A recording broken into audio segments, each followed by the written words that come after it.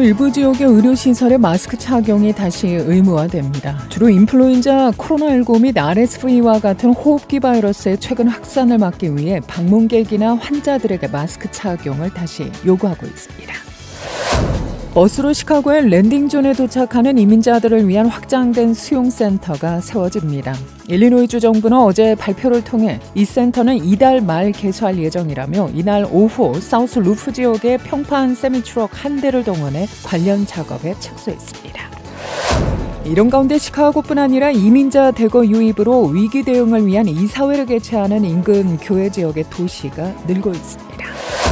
미성년자 성착취 혐의로 체포되자 구치소에서 자살한 억만장자 제프리 웹스타인의 재판 관련 문건이 어제 공개되면서 파장이 커질 것으로 전망됩니다. 미국에서 독극물 주사 대신 질소가스를 이용한 첫 사형 집행이 이달 말 이뤄집니다.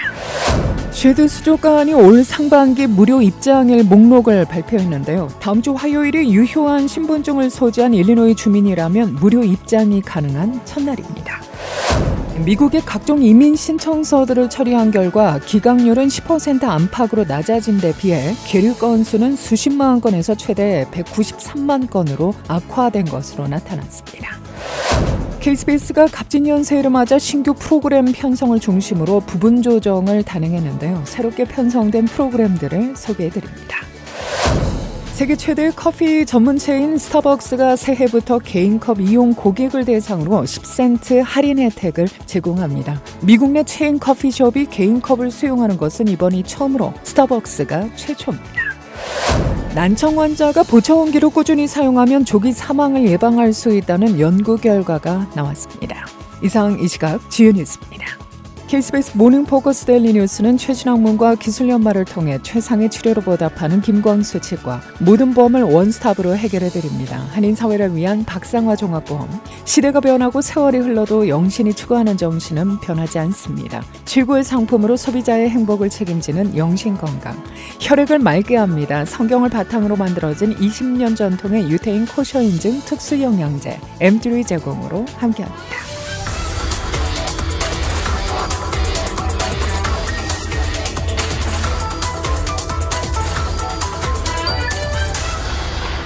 여러분 안녕하십니까? 1월 4일 목요일 오늘의 첫 소식입니다. 시카고 일부 지역의 의료시설의 마스크 착용이 다시 의무화됩니다. 시카고 지역의 일부 의료 시스템에서 주로 인플루엔자, 코로나19 및 RSV와 같은 호흡기 바이러스의 최근 확산을 막기 위해 방문객이나 환자들에게 마스크 착용이 다시 요구되고 있는데요.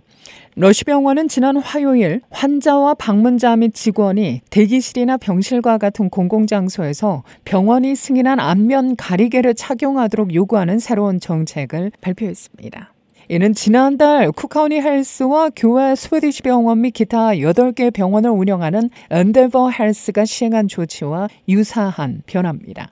시 보건국에 따르면 중환자실에 입원한 독감 환자 수는 12월 초부터 23일까지 2배 이상 증가했으며 12월 마지막 2주 동안 주 전역 응급실에서는 독감 환자가 2배 이상 증가했습니다.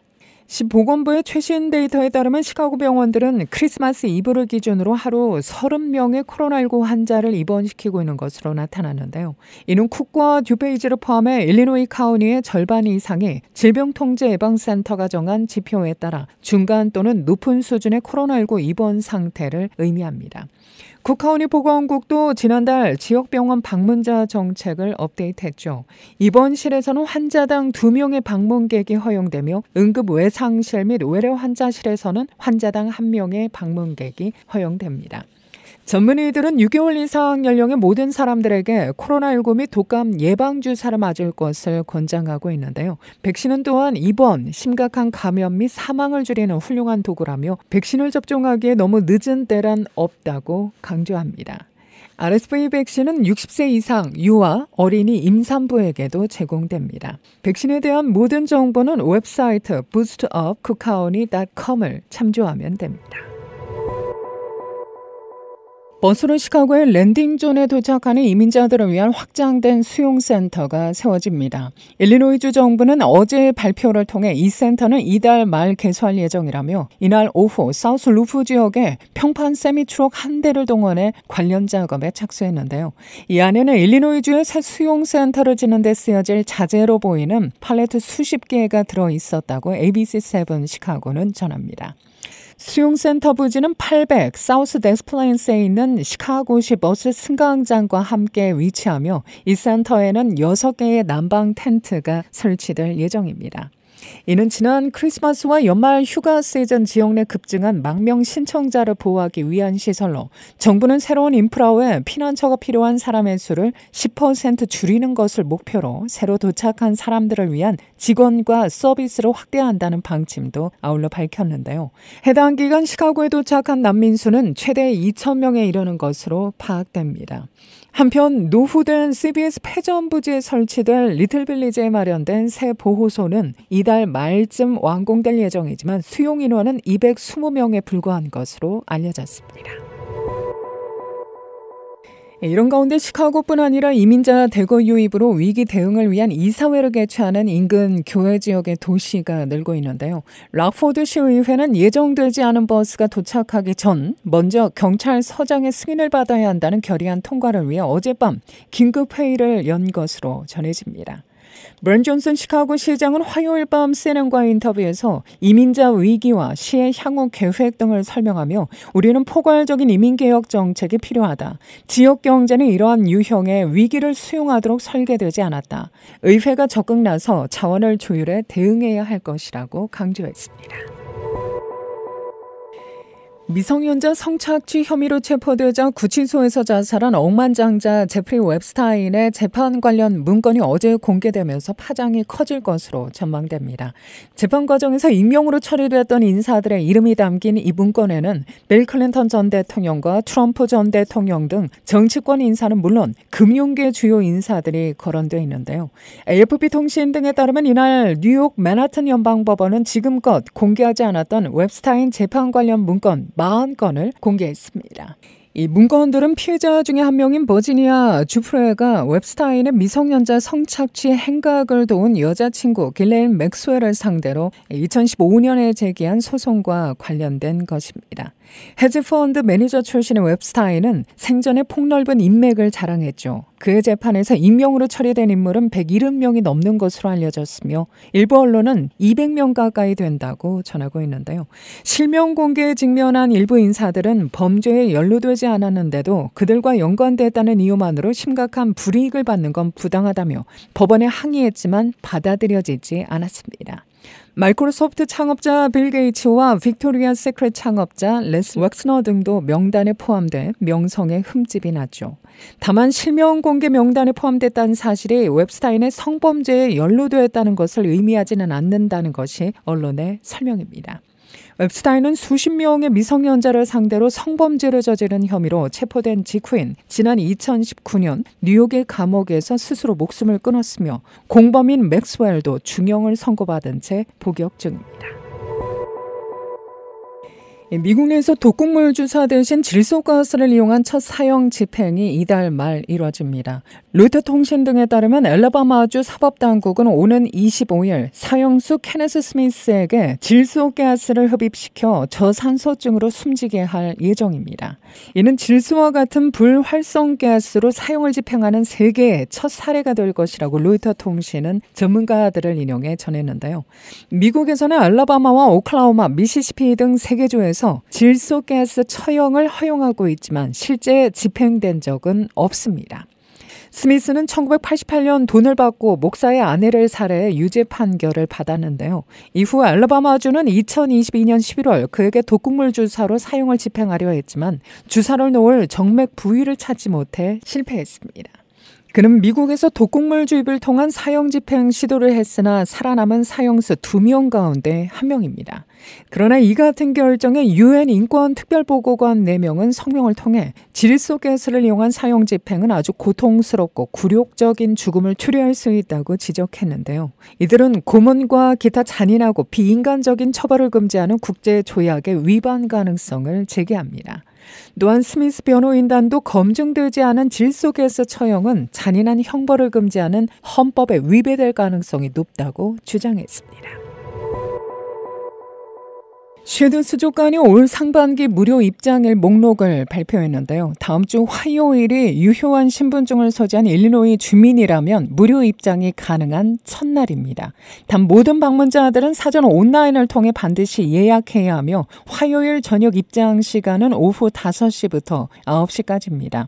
관련해 보다 자세한 정보는 쉐드 아쿠아리움 홈페이지 shedaquarium.org를 참조하면 됩니다. 무료 입장일은 1월 9일에서 16일, 23일에서 25일, 30일, 31일, 2월 1일, 6일에서 8일, 13일에서 15일, 20일에서 22일, 27일에서 29일 등입니다.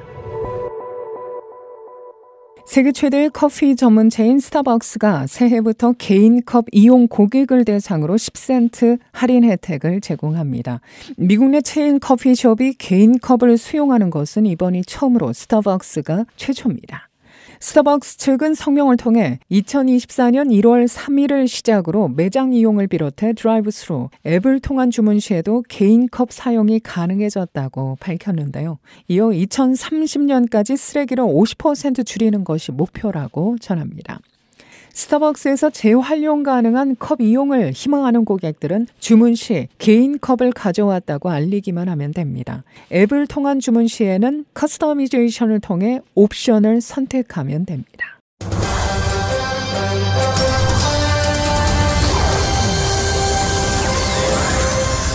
KBS가 갑진년 새해를 맞아 신규 프로그램 편성을 중심으로 부분 조정을 단행했습니다. 오늘 이 시간을 통해서 새롭게 편성된 프로그램들을 소개해 드리려고 하는데요. 우선 월요일 오전 7시에 시카고 워십의 정유경 전도사가 진행하는 찬양으로 만나는 하나님이 새롭게 편성됐습니다.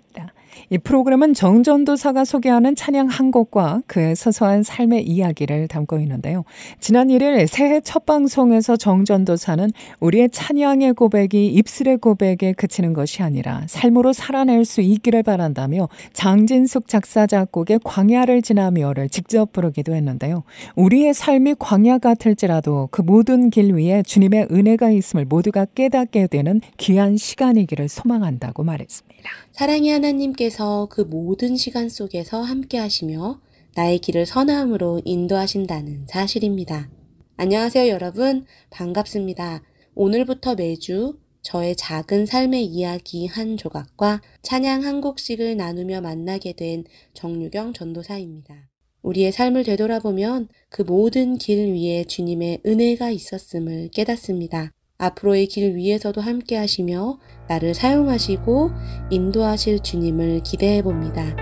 그럼 오늘의 찬양 듣도록 하겠습니다. 왜 나를 깊은 어둠 속에 홀로 두시는지 어두운 밤은 왜 그리 길었는지. 또한 매주 화요일에는 오전 10시와 11시 40분 각각 시카고 마음건강연구소 조옥순 소장이 진행하는 무엇이든 물어보세요. 마음지킴 911과 시카고 기독청년연합회 홍다은 회장이 진행하는 하나님이 사랑하는 청년 이야기가 지난 2일부터 새롭게 방송되고 있는데요. 마음지킴 911 무엇이든 물어보세요 프로그램은 청취자들의 심리적 응급 상황을 상담해주고 대처법을 소개하기 위해 개설된 겁니다. 무디 신학대학 상담대학원 교수이기도 한 조 소장은 모든 동포사회가 올바른 신앙을 형성해 갈 수 있도록 방송에 보다 적극적으로 참여해 마음지킴에 힘써줄 것을 강조하기도 했는데요. 심리상담이나 마음지킴 911 무엇이든 물어보세요 코너에 참여할 청취자는 전화 847-790-4303으로 사전 문의하면 됩니다. 마음이 병들면요, 생각과 감정과 행동이 서로 연결되어 있기 때문에 개인의 생활, 직장 생활, 학생이면 학교 생활, 또 그리스도인들은 신앙생활 전반에 걸쳐서 부정적인 영향을 마음지킴 911 무엇이든 물어보세요 시간을 통해 함께 마음을 지키고 신앙을 지킬 수 있기를 바랍니다. 이 코너는 애청자 모든 분들에게 열려 있습니다. 2024년 그리스도인들의 정신적, 영적 건강을 위해 함께 기도해 주시고 또 적극적인 참여도 부탁드립니다. 또한 화요일 오전 11시 50분 하나님이 사랑하는 청년 이야기를 진행하는 시카고 기독청년연합회 홍대한 회장은 소통과 복음의 통로로 쓰임을 받게 돼 감사하게 생각한다며 주님을 사랑하는 한 명의 청년으로서 예수님과의 동행의 삶 속에서 보고 듣고 느낀 은혜를 나누는 시간이 되기를 소망한다고 말합니다. 아울러 시카고 기독청년연합회의 결성 과정과 향후 비전, 계획 등을 청취할 수 있는 시간이었는데요. 부족한 저를 소통의 도구이자 복음의 통로로 사용하시고자 하는 주님의 뜻이 있음을 기대하며 제 삶에 동행해 주시는 주님의 이야기를 전하자는 마음으로 순종하게 되었습니다. 청년연합회는 2024년 1월부터 시카고 지역 여러 교회들을 다니며 한 달에 한 번씩 청년연합 토요 새벽 기도회의 시간을 가질 예정입니다. 우리가 주목해야 하는 분은 오직 예수 그리스도입니다. 온전한 예배의 회복을 통해 삶으로 드리는 예배자로서 청년들 한 사람 한 사람이 세워지길 소망합니다. 앞으로 일주일에 한 번씩 전해지는 하나님이 사랑하는 청년 이야기를 통해 주님이 기뻐하시는 소식이 전해지길 소망합니다. 이외에도 뉴욕 영생교회의 이승진 목사의 말씀이 매주 목요일 오전 7시 20분부터 방송되고 있는데요. 여러분의 많은 관심과 애청 바랍니다. 광야에 서 있네.